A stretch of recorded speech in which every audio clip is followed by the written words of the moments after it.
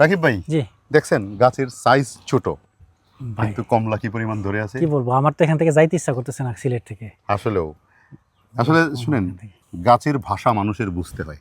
ভাষাটা বুঝতে পারলে ওকে সঠিক খাবার এবং সঠিক যত্ন দিলে এবং সঠিক জাত যদি হয় তাহলে চমৎকার ফলন হয়। দেখেন গাছটা কত ছোট, এই এই এই যে একটা ডাল, এটার মধ্যে 1 2 3 4 4টা 5টা কমলা ছিল। আমি এটা ছিঁড়ি, খেয়ে দেখি কেমন লাগে। দেন আমার কাছে দেন। ছিলেন তো, বাহ, সিকলাটা একটু মোটা, এটার একটু মোটা। জুয়েল ভাই আসেন তো, এটা একটু মোটা মোটা মনে হয়, কিন্তু এটা ড্রাই হয়ে গেছে ভাই। এটা আমি আর একটা দিয়েছিলেন তো, এটা ড্রাই হয়ে গেছে।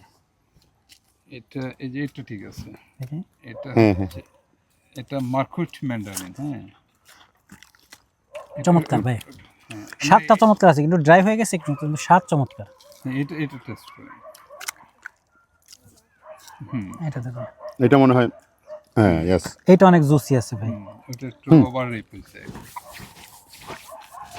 সেই কমলা হারভেস্টিং এরও একটা নির্দিষ্ট সময় আছে। সময় আছে, হ্যাঁ। এর কম বেশি হয়ে গেলে, কম হলে টক থাকবে, বেশি হয়ে গেলে শুকিয়ে যাবে, ড্রাই হয়ে যাবে। ড্রাই হয়ে যাবে। এই ড্রাইয়ের সাথে চমৎকার। আবার ম্যানেজমেন্টও ব্যাপার আছে। আচ্ছা, আপনার গাছকে যদি পানি না দেন, গাছ ড্রাই হয়ে যায়, তাহলে ফল ফলো ড্রাই হয়ে যাবে, এক্স্যাক্টলি। এটা অ্যাকচুয়ালি হানি ম্যান্ডারিন, এটা একটা ওয়ার্ল্ডের রিনোন একটা জাত।